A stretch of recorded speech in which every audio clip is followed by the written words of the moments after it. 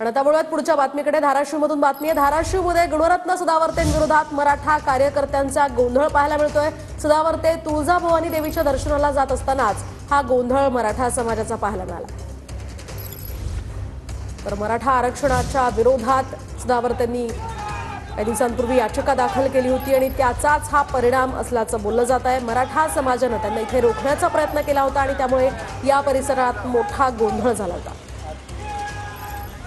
आज ॲडव्होकेट गुणरत्न सदावर्ते हे तुळजाभवानी देवीच्या दर्शनाला जात होते आणि त्याच वेळी हा प्रकार घडला।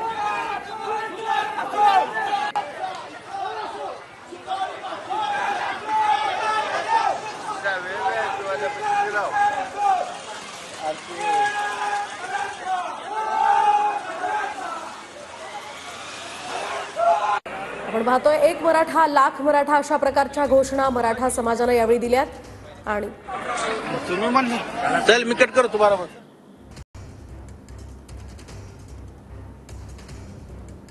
आपण पाहतो सदावर्ते हे तुळजाभवानी देवीच्या दर्शनाला गेलेले असतानाच त्या ठिकाणी त्यांना रोखण्यात आलं। त्यांनी मराठा समाजाविषयी बेताल वक्तव्य केल्याचा आरोप मराठा समाजाने त्यांच्यावर केला।